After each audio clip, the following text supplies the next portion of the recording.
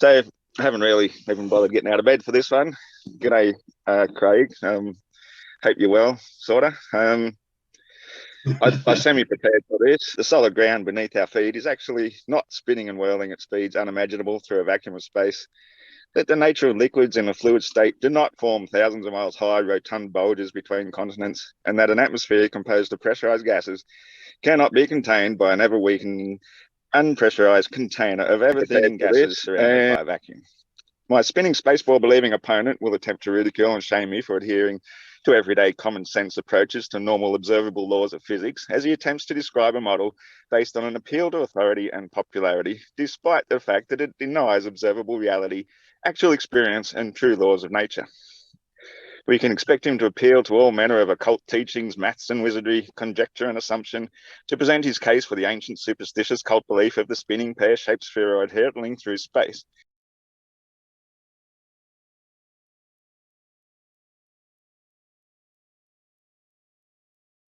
As every known star and constellation moves ever so precisely in order to maintain the constant sky clock we witness day after day, night after night, year after year, and millennia after millennia.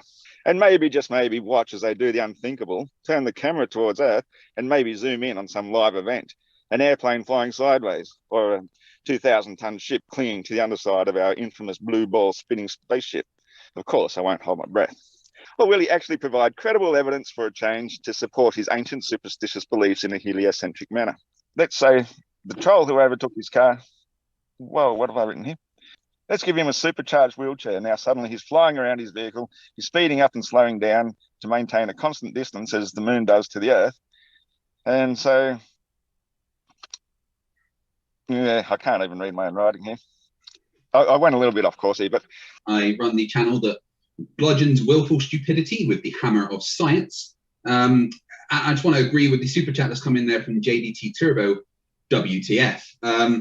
I just want to start with a quick response to the black swan argument that my esteemed opponent just brought up, mainly because he doesn't understand what the black swan argument is. The idea of a black swan argument, a black swan disproving that all swans are white, doesn't disprove white swans. What it now means is that you have to explain both white swans and black swans. And that's the interesting thing about the globe Earth and evidence that can be presented, is that the globe Earth can explain everything. The globe Earth can explain all the apparent black swans of people not understanding refraction and how to use the curve calculator. Yes, they would appear to disprove that the horizon is always a particular distance away, but we can explain why on the heliocentric model, because refraction is a part of our model and the explanations that we have. So no amount of black swans will ever disprove that a white swan exists. So this image from space is known as the blue marble from 1972. No, not the blue marble from 2012, where Robert Simmons said it has to be photoshopped. This is an image from space taken with a physical camera, a Hasselblad camera, actually, and developed on film in a dark room, as it would be. The negatives, the cartridges are still on display in a museum for you to go and see. How can we verify that that's correct? Well, it's simple. You can just look at measurements. And is there measurements? Yes, there absolutely is. And it's not just measurements of the curve of the Earth.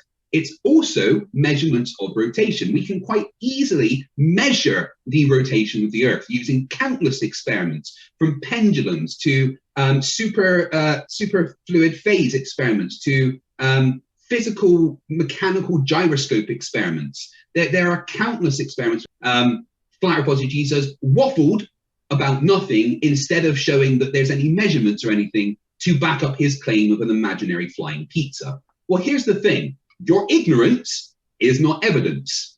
I yield the rest of my time. You said imaginary flying pizza. Now, I think you're the only one, well, you and most other globe people that we normally end with something that ends in ARDS, are the only ones who think of it as an imaginary flying pizza. The flat earthers don't think of that at all. If anything, if we were going to use a description for the only physical plane in existence, is we would say that it exists at the bottom of the known universe, fixed in place. It's not an imaginary flying thing at all. So I don't know why you continue, after all these years of me even schooling you on that matter, that is not how flat earthers think of the flat earth. You know? I have met several flat earthers who believe that is a flying disc in space. The thing is that there is no flat earth model. So it's impossible for me to strawman the flat earth model because there is no flat earther. There is no flat earth model. It's as simple as that. I've told you, Craig. I've told you that it is not a flying disc in space. We don't think of it as a flying disc. If some do, that's not my problem. You know, like all flat earthers are independent thinkers, and of course we're all going to disagree with one another because we all think for ourselves, as opposed to believing what we're told to believe, which is what all globe believers do. They're all appealed to authority, that's a straw man. And they cannot think for themselves. They have not ever thought that's independently. Let me correct your straw man before you go on. Do not claim that I have beliefs. That is not the case. I have evidence and logic to support my position. Do not enforce your religion onto me. Do not try and strawman my position. Now, do you have any evidence the earth is flat because you failed to present any in your opening? Well, of course I do. Water level speaks for itself. My position says that water is level, conforming to the curvature of the liquid parts of Earth's surface, which is also the description given in the Merriam-Webster dictionary. In fact, a true level, according to surveyors, is the curve of the Earth. So you're right when you say that water is level, but that's because level is pointing towards the center of the Earth, thanks to gravity. Only in your imagination, Craig. In reality, when we use a spirit level, we find true level. If it wasn't a mirror surface, we wouldn't use mirror reflection. Stop! You always interrupt every single bloody time. I'm going to interrupt all your strawmans, Ross. Let me get this clear to you right now. Every time you strawman a position, I am going to interrupt you. Okay? Stop strawmanning. Stop strawmanning, and I won't interrupt you. And guys, I heart both of you. I'm gonna drag you back to your corners, and then Flat Earth. That this would have been a civil debate, but I can't get out a single bloody sentence without Craig over-speaking me. Well, now I told you I'm not going to let you strawman. Because you're a horrible, terrible person. Now, saying that you're going to use a spirit level to determine the shape of the Earth is absolutely ridiculous, because a spirit level works because of gravity, making that little bubble perpendicular to the center of Earth. No. Again, do you have evidence the Earth is flat instead of your misunderstanding? That is why we say flat and level, because when you use two words together, they give greater definition to one another. We can have something that's flat but not level. We can have something that's level but not flat. But when you say flat and level, it means a greater meaning. Just like when you describe something as hot and blue, for example. It's not blue and cold, it's blue and hot. So you've used two different words meaning two different things to describe one thing. So when we describe the nature of water as flat and level, people know what we're talking about, because we can see it being perfectly mirror surface finished, perfectly level. It will reflect the image above it perfectly because it's not curved, Craig. So okay, there's a claim you just made. Yeah, you are right. So we're going to concentrate on the claim you just made. Right, Ross, we're going to concentrate on the claim you just made, right? And I'm going to push you for evidence of this claim, right? So you just made the claim that water is not only level, but also flat. So I'm going to now ask you to present me a measurement to back up that claim. You don't measure flat and level, you observe it. So you just made a claim that the water is flat and level. So let's talk about the oceans. Please present your evidence that water is flat. A measurement would be good. The mirror surface, Craig. How do you measure zero? Zero is zero. Zero curvature. Yeah, you can measure zero.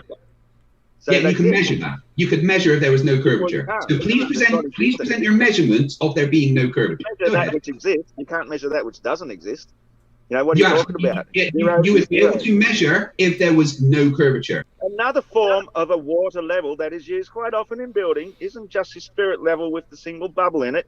You can take a long piece of hose and has clear ends on it, and you carry one end to the far distant end, and you fill it with water. And when you've got the water level of one end to another one, it can be 100 meters away, it could be 100 miles away. It will be the same level, and it will be perfectly flat and level in between those 2 points. That it is observation, a measurement of water please present one of those measurements then. Curvature of the Earth. Please present one of those measurements to me. But it's all done above sea level. So when we do it with regards to a water level, then it doesn't matter how long you make that hose. If you've got a theodolite to measure the exact level between those two water levels, you will find that it is indeed flat and level. And so that is all the measurement you need. Excellent. Please present the measurement. Flat and level. Yeah, please present that measurement then, because I guarantee you that that does not exist, because the ends of the hose will have the water at the same elevation from the surface of Earth. There will be a drop over the tangents if you have theodolites looking at them, as is demonstrated in the website that I keep showing you. This is based on... I just told you, Craig, that the elevation you told me, no, it's not relevant to the matter. It's not irrelevant to the matter because it's not relevant to the matter because having the same elevation is important, because then you can compare if those same elevations are at a tangent to each other. I have shown you that there are measurements that water is not flat. You claim that water is flat. Please present a measurement or admit you cannot. There's hundreds of measurements, Craig. There's like a lake in Russia, Lake Baikal. It's over 400 miles long. It's one of the flattest places on Earth. When it's frozen, there is no curve. It is measurably flat the whole way. Show me the measurement. 400 miles. Do you know how much curve? Show me the measurement then. 400 miles? Show me the measurement. Do you have a measurement using actual methods that could measure something to say that that lake is 100% flat? Yes or no? Okay. Do you have a mirror? Do you have a mirror? Is your mirror curved? Does it give a true reflection if it is curved? No, it doesn't. A mirror works because it's perfectly flat and level, and that's how water behaves.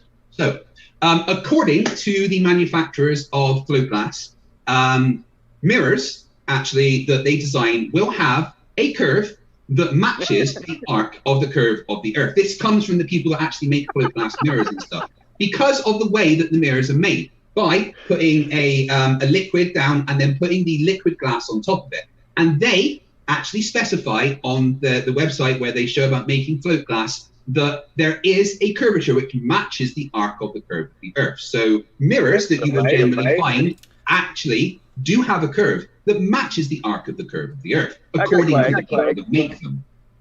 We've determined that we can't agree what flat and level means, because you've got some warped sense of curvature exists in the definition of flat and level, as though it's in the midday sunlight. How can the entire Earth be midday at once when we have 24-hour time? That's not the entire Earth, that's one side of it.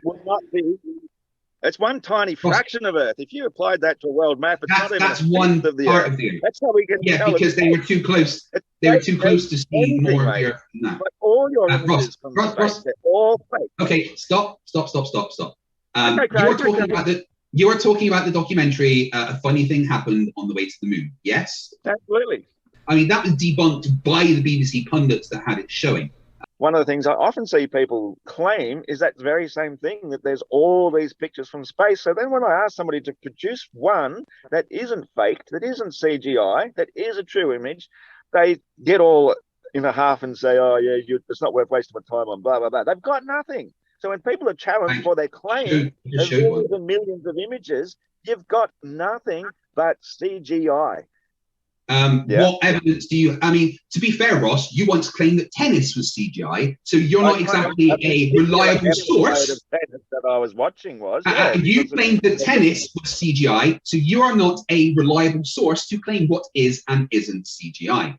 Most definitely appeared to be CGI to me. It looked very much computer animated. Well, it might have been... Yeah, with thousands of people watching that episode, that match that were live there, were they also CGI, Ross? This is a live image of the Earth taken in the last 10 minutes from the Himawari 8 geostationary satellite. Kind of looks a bit like Stop saying that there isn't images from space when I can constantly show them to you. I do not care if you think that they are CGI. Ross, you think tennis is CGI, so you're not a reliable source of information to Craig, claim. I told you, a particular episode of tennis I saw at one time appeared CGI to me. It's exactly. Therefore, you're not a reliable source of information about CGI. I've got no need to, because I can just use logic. Because there isn't any. Clear, cool, calm logic by looking at water and knowing that there's no way ever that it will be above the surrounding edges that contain it, because water must be contained. Straw man. Not going with straw mans. Beyond your horizon where you can't see, and you think that all that land is somehow thousands of miles beneath the level of that water. That's just in your imagination. It's something out of sight, out of mind. Elevations. And you believe in it because you were told it by authority. You've got no evidence. No. I don't believe it, Ross. Again, please stop strawmanning me. Please stop strawmanning Ross and telling me that I believe things. I have evidence of my claim. I have measurements. Guys, sorry. I apologize. The fake flying pizza model, which we don't believe in, we do have a model. It's still one work in progress. And the best way that I can describe it for you, if you're prepared to listen for more than 30 seconds, if you'll allow me the opportunity, is I like to think of it a bit like, I'm trying to, Craig, is a bit like how, if you can imagine a frozen lake, you've got a fish under the water. When he looks up through the ice, he will see an apparition on the surface of the ice of what appears to be the sun. So for all intents and purposes to this fish, that is the sun. It's its source of light, it's its source of heat, and that light spreads out through the water in a form of what we would consider like spread out daylight, for want of a better word.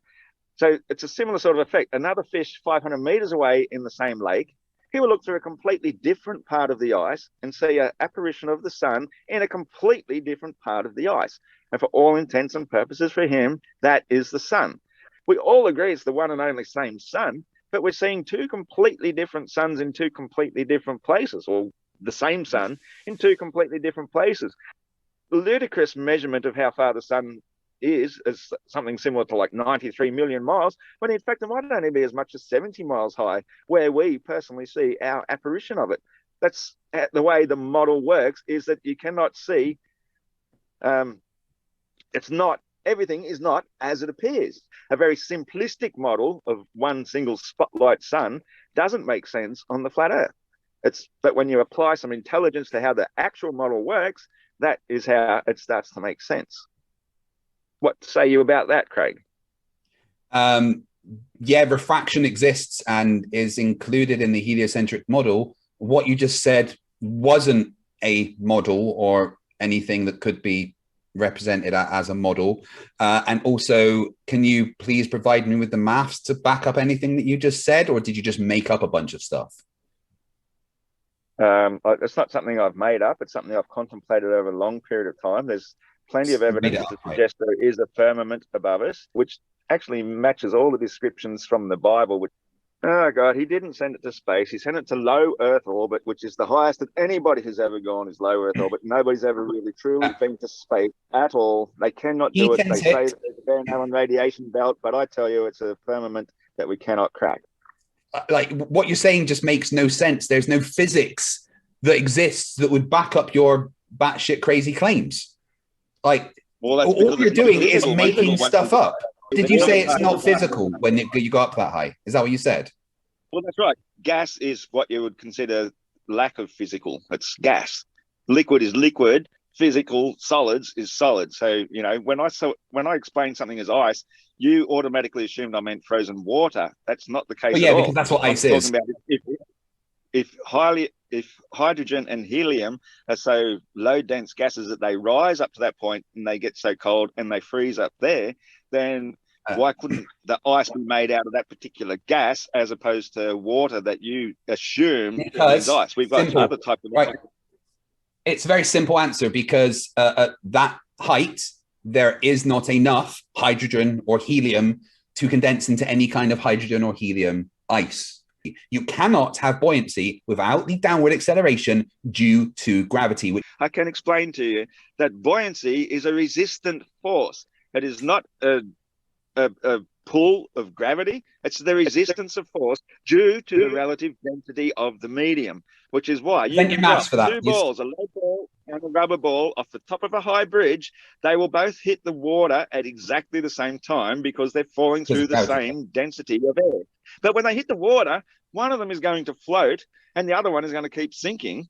And that is because of relative density. You cannot deny no, it's because of buoyancy. Look at a density tower. You can float. Yeah, okay, so variables are a thing in maths. So please provide me the formula to describe what you are saying. What the fuck is wrong with you? Please present me the formula to describe what you are saying. I don't talk in formulas. I'm not a wizard. Long before mankind came along and could count on his fingers and start measuring things and applying formulas to them. You don't need a formula to observe reality. Yes, you do. Yeah, but you need a formula to describe reality.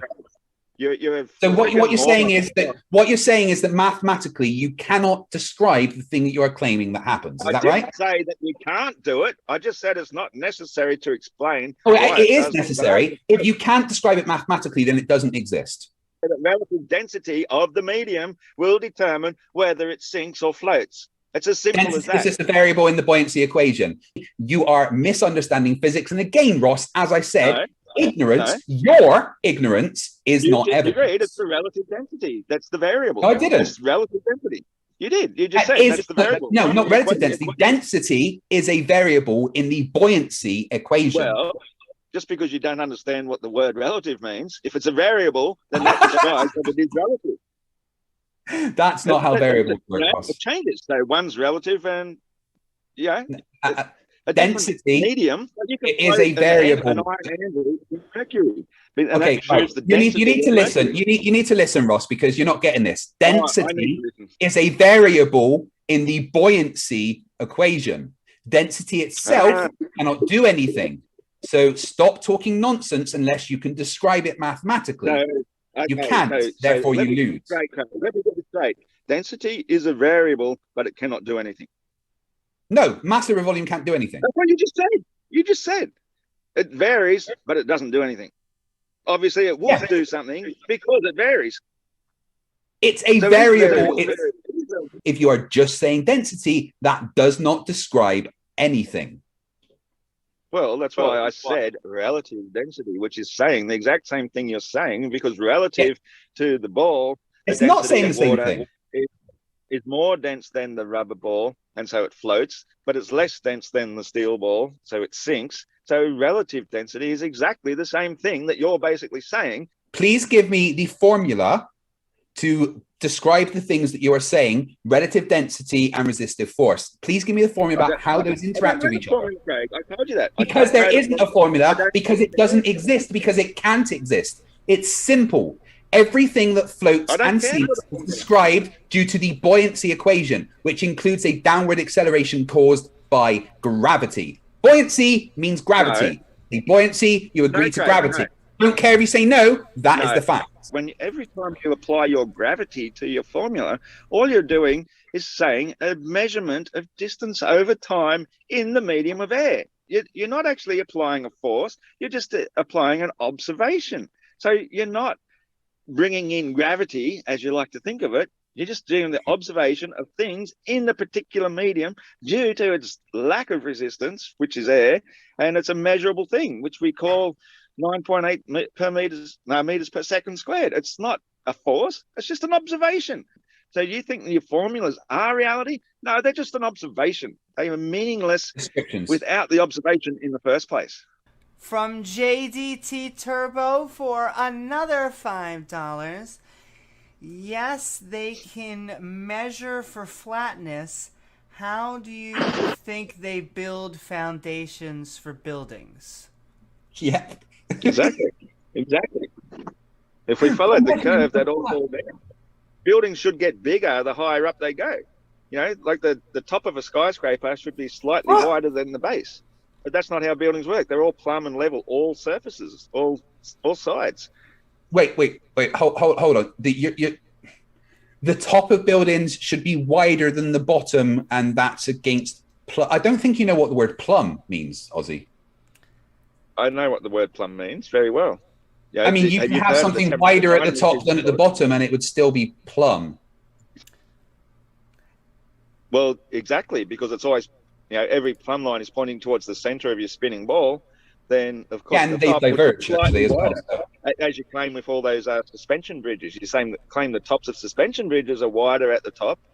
So I'm not claiming the tops of bridges are wider. I'm saying the difference, that the distance between the support beams would be wide more at the top than it is at the bottom, because plumb lines diverge, which is the case with the Venezuela Narrows Bridge in New York, where the top of the plumb support towers are 1 5/8 inches further apart than the bottom, because, you know, they're leaning away from each other at a rate of 1 degree every 6 to 9 miles. That measurement then should be detectable, even though much less, in a very, very large, tall skyscraper building. You'd get the same thing. It should also be wider at the top. Compared to another building, of course. Oh my God. Yes, it is. The sun, in its magic orbit around the flat Earth, which, by the way, how the fuck does that happen, does not explain the things that happen with the seasons in reality. But from Re-Effershires, I'm probably butchering that, Fight the Flat Earth, NASA hasn't created the model for Flat Earth because it has the incentive to lie to you for your tax dollars. NASA don't care what flat earthers think and prove, are going to prove absolutely nothing to you, because they're busy trying to go back to the moon. Oh, you're funny, Craig. That's hilarious, a question or comment. You've heard of Operation Paperclip? And yeah, they've never lied to us. Yeah, right, Craig. You're living in a delusional world. You got any evidence that he lied, or are you just making claims again? It's all propaganda. The whole moon mission was propaganda. So you say claims without evidence will be dismissed without evidence. Blah, blah, blah, blah, blah, blah, blah. From JTD Turbo, what gives the sun the extra energy it needs to go from a smaller rotation in a center to a bigger rotation on their outer sides? So it doesn't need to speed up or slow down or gain extra energy or do any of these things. It's just simply on a spiral upwards to June 22nd, downwards to December 22nd, 2 equinoxes at the mid crossover points of the NLMA as we see. So it makes perfect sense on the station. Yeah, but his question was what's making that change? Ross, his question was what's making that change. So you're saying that it spirals up and down. So what would be the force that causes that spiral up and down? Because that's an acceleration. So where's that force coming from? Oh, who knows what causes it? You know. Oh, right. We can only know so much. We can observe what happens, but we don't know why it happens. Well, you don't know why we stay locked in place around the sun, when if we're just missing it, we should be flying off into space every time. You just invent gravity, but then you also need dark matter to stop us from colliding into it. Gravity doesn't work that way. As soon as you just miss something, you go flying off in the opposite direction. You don't excuse me, gravity doesn't work that way. The fuck you know about gravity? For example, we have like a hammer throw. You swing it around and around and around, and it will stay in orbit around you while it's on its tether. But the minute you let it go, it goes flying off in a straight direction. There is no logical explanation for why a thing would keep going around perpetually once it's off its tether. There's none. Gravity! You fucking retard. Gravity! Oh! From Lunar Node, why is Craig so ignorant that falling is the relationship between two things, an item and the medium it exists in, saying just relative density, you're changing it to one thing, and that's a straw man. Student of the Nathan Jokley Sleeping Moron school of thought, disequilibrium is not a force. Everything that you are talking about is just variables in the buoyancy equation. The medium, that's part of the buoyancy equation. The volume displaced, that's part of the buoyancy equation. The downward acceleration, that's part of the buoyancy equation. You cannot describe mathematically the things that you are talking about by saying relative density. And me saying that density, and you claiming that's a straw man, is absolutely ridiculous, because density is density. Mass over volume is a thing. Changing the density only affects the variable of the buoyancy equation, as density is not a force. Changing the density is also not a force. There's no reason for any of that water whatsoever to appear to rise up any amount whatsoever. All you are doing is using an instrument to show altitude. You are not showing eye level. Eye level is what creates your horizontal view It's a natural factor of convergence and perspective that you cannot deny. So you are wrong by assuming that showing altitude is showing eye level. You're using an instrument to overcome the limitations of human vision, and you think you're making a point to prove me wrong, which there's no reason why any of that water should appear to rise up whatsoever. $5 from Rodent No Last Name. More fighting words for you, Aussie. Are your toenails as long as your beard? Have you left your chair in the last 30 years? You don't have to have an invisible pulling force to make things find their place according to the relative density. It just does it naturally. And gravity is really just, as I say, it's a measurement of distance at time. It's not a pulling force due to the virtue of mass. If such was the case, the whole universe should collapse on itself, hence dark matter. So, whoever's got their job depending on that. Do you think acceleration is distance over time? Beg pardon? Do you think that acceleration is distance over time? Well, no, that's what gravity is used as in formula. No, it's not. It's not. G is an acceleration. Do you think that acceleration is distance over time? I've just picked up. Well, it can be, yeah. No. What's the formula for acceleration, Ross? The formula for acceleration, it's getting faster. Yeah, you've claimed several times. The things get faster. That's called acceleration. You've said several times that acceleration is distance over time, and I've just picked up on that. No, gravity. Your G in your formula. Yeah, which is an acceleration. So again, G is an acceleration. So do you think that acceleration is distance over time? Well, yeah. You can't accelerate without going over distance, and the time can be measured according to human convention if you so wish to. So that's velocity, not acceleration. That's it, velocity, not acceleration. Acceleration is the change in velocity over the change in time. It's not distance over time. Jesus Christ! I've just been listening to everything that wow. Isn't buoyancy a lack of acceleration, Craig? No, it's really not. But again, Ross, I'm sorry, I've just clicked on this, but you've been claiming during this whole thing, I've just picked up on this, but you've been claiming during this whole thing that acceleration is distance over time. Ross, do you realize how monumentally dumb that is? You're the one telling the story, mate. You're the one claiming. No, it's not a story. Not me. But it's you. You are the one that's been claiming that gravity is distance over time because of acceleration. Acceleration is not distance over time. It's change in velocity over change in time. And so please, at least try and get some of the basics right. Flat Earth Aussie Jesus waffled about nothing instead of showing that there's any measurements or anything to back up his claim of an imaginary flying pizza. The Earth is simply not flat. All of the measurements show that the Earth is curved. All of the measurements show that the Earth is rotating. There is zero evidence to suggest that the Earth is flat. What there is flat earthers using straw man tactics against basic physics, like not understanding Coriolis and claiming their misunderstanding is evidence. And then there's things like Ross doing basic physics incredibly wrong, not understanding what relative motion is, and then taking that as evidence that the Earth is flat. Well, here's the thing. Your ignorance is not evidence.